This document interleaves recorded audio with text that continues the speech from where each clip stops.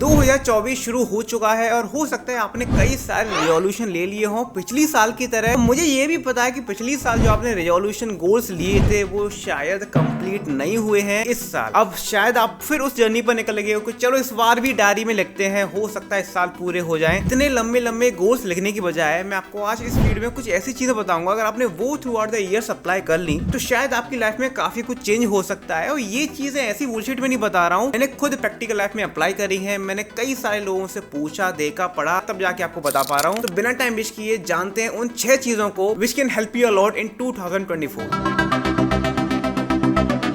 पहला पॉइंट आता है start watching podcast and start reading books. तो देखो आज के टाइम में क्या सिनेरियो बन गया है हम जेनजीज का कि यार जो भी मूवी रिलीज होती है हमसे रहा नहीं जाता, हम तुरंत सिनेमा घर में जाके उसको देखने जाते हैं। या फिर कोई वेब सीरीज लॉन्च होती है, हमें लगता है भाई इसके 8 और 10 जो भी पार्ट हैं सारे देख डालो। लेकिन जितनी हमें यार अंदर से उत्सुकता रहती है इन सब चीजों को देखने की, अगर सेम चीज हम पॉडकास्ट के लिए या बुक्स रीडिंग के लिए अगर हमारे अंदर वही सेम एक्साइटमेंट आ जाए तो काम बहुत अच्छे से चेंज हो सकता है। इसके भी मैं आपको रीजंस देता हूं। सपोज करो बुक रीडिंग क्यों जरूरी है। सपोज कोई इंसान है वो अपनी जब बुक लिखता है तो वो इस बुक को बेस्ट सेलिंग बनाने के लिए इसका कंटेंट इतने अच्छे से डिजाइन करता है कि जो बंदा इसको पढ़ रहा है, जो रीडर है, उसको मैक्सिमम वैल्यू मिले और वास्तव में उसकी जो भी बुक है बेस्ट सेलिंग बन जाती है ऑनलाइन स्टोर पर और हर जगह, क्योंकि उसकी बुक में कंटेंट बहुत ज्यादा होता है। अब ये कंटेंट आया कहाँ से भाई? ये कंटेंट आया उसके एक्सपीरियंस से। उसने जो भी 5-10 साल कॉर्पोरेट में, अपनी पर्सनल लाइफ में किसी भी तरीके से उसने जो भी एक्सपीरियंस लिया है, सारा कंटेंट वो एक किताब में डाल देता है, जिस भी कैटेगरी से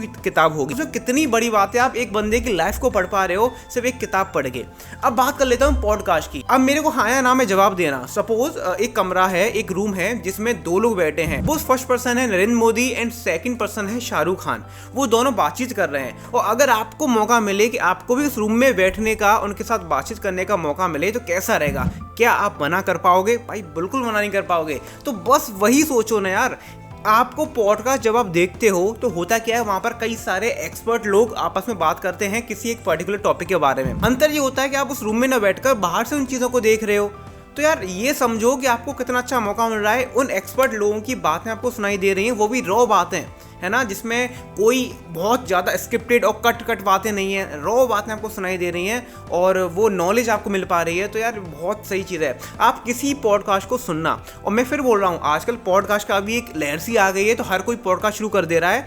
तो कोशिश करना कोई ऐसा पॉडकास्टर हो जो रियल में वैल्यू दे रहा हो, है ना। आजकल तो कुछ भी पॉडकास्ट पे ही मजाक चलता रहता है और पता नहीं क्या क्या क्वेश्चन पूछते हैं। तो कुछ जैसे निखिल कामत का पॉडकास्ट है, वो मेरे को बहुत सही लगता है। राज शमानी का है ना, बियर बाइसेप्स भी करते हैं। तो इन लोगों के पॉडकास्ट आप देखोगे, आपको पता चलेगा यार ये बंदा जो इतना अच्छा काम कर रहा है, और सच बता रहा हूँ आपको एक वैल्यू फील होगी आफ्टर वॉचिंग दोस पॉडकास्ट। सेकंड चीज आती है भाई वर्क आउट, है ना। देखो हम लोग सोचते काफ़ी हैं कि चलो जिम जाएंगे, बॉडी बनाएंगे, थोड़ा वर्कआउट करेंगे, लेकिन वो हो सकता है एक्साइटमेंट कुछ दिन में या तो ख़त्म हो जाती हो या फिर हमारा मन ही नहीं करता हो। अब देखो जान लेते हैं ये बॉडी ना एंटी फ्रेगाइल है। जैसे कोई कांच है, उसको अगर हम चोट मारेंगे वो टूट जाएगा, वो वापस से जुड़ नहीं सकता, वो कमज़ोर हो गया। लेकिन ये बॉडी एक ऐसी चीज़ है, वो है एंटी फ्रेगाइल नेचर की, यानी इस पर जितनी चोट दोगे उतनी ज़्यादा ये मजबूत बनती है। यानी अगर आप जिम में जाके एक्सरसाइज कर रहे हो, पेन दे रहे हो मसल्स को, है ना, तो वो ग्रो होगी और उनमें बहुत ही पावरफुल आपकी बॉडी बन सकती है।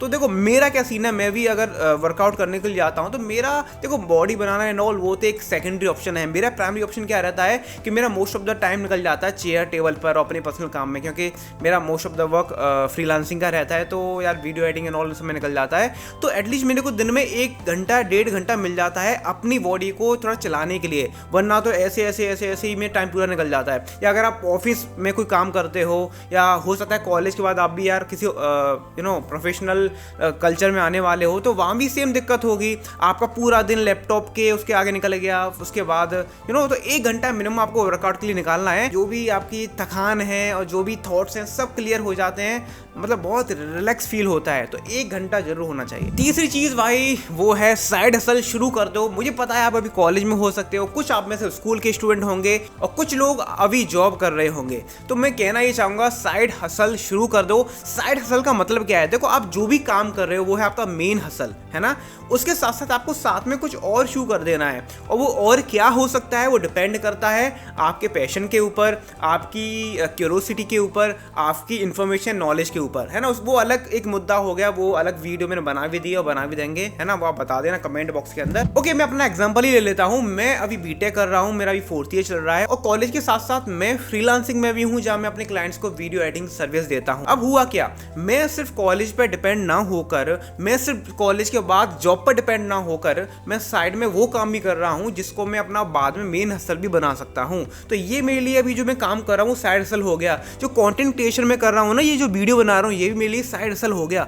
कुल मिला के अगर आप जॉब कर रहे हो, साइड में कुछ भी काम शुरू कर लो, और इससे फायदा ये होगा कि आपका अर्निंग सोर्स एक बिल्ड हो सकता है, या फिर आपकी जो स्किल है वो काफी ज्यादा एनहेंस हो सकती है अगर आप इस चीज को अप्लाई करते हो। तो start your side hustle now. चौथी चीज आती है one night before to do list. हमें कल क्या करना है कुछ नहीं पता, हम सुबह उठेंगे, कितने में उठेंगे इसका भी कोई हमारा तय नहीं होता है माइंड में, क्या करेंगे ये भी माइंड में कुछ फिक्स नहीं है, रैंडमली एवं कुछ भी चल रहा है। मन आ गया तो किताब पढ़ लिया, मन आ गया तो मोबाइल चला लिया, मन आ गया तो कुछ भी कर लिया। लेकिन ऐसा नहीं करना है। अगर आप चाहते हो कि 2024 में कुछ चेंज मेरे अंदर आए, अगर आप चाहते हो कि 2024 भी 23 की तरह ऐसे ही नहीं चली जाए टाइम पासिंग में, तो एटलीस्ट अपने कल के दिन को आज रात को ही प्लान कर लो।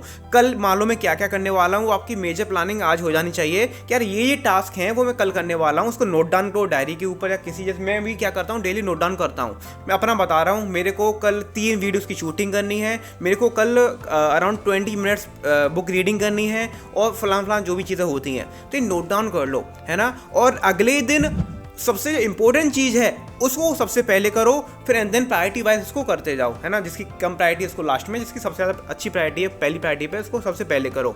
तो ये काम आपको करना है। और जब एंड हो जाए दिन का, यानी रात में जब आप बैठो, तो देखो मैंने कौन कौन से काम किए, कौन कौन से नहीं किए, और जो भी काम नहीं किए उसके ऊपर थोड़ा मगजमारी करो, यार ये काम क्यों नहीं हो पाया।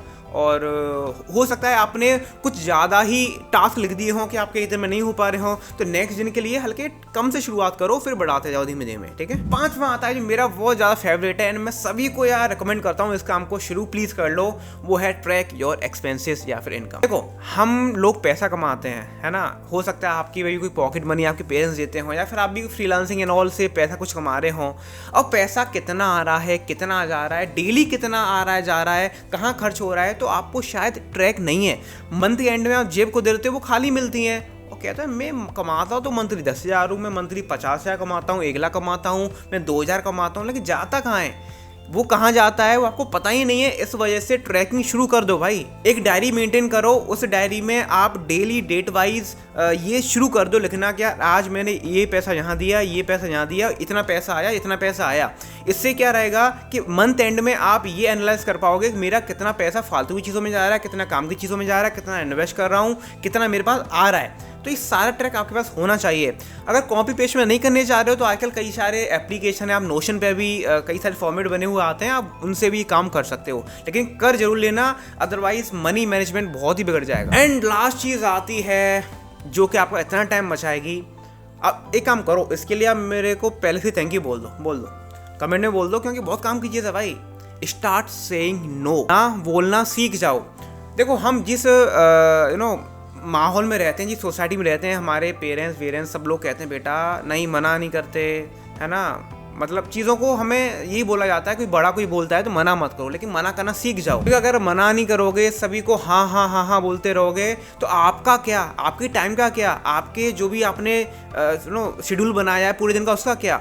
सपोज करो आप आज पूरे फ्रेश माइंड से आ रहे हो, चलो आज काम निपटाते हैं, पता नीचे से आंटी की आवाज़ आ गई, अनमोल जरा एक काम करो, मार्केट संभालिए, ये ले आओगे क्या। अब मैंने हाँ बोल दी तो मेरा आधा घंटा गया, ना बोल दी तो मेरा आधे घंटा बच गया।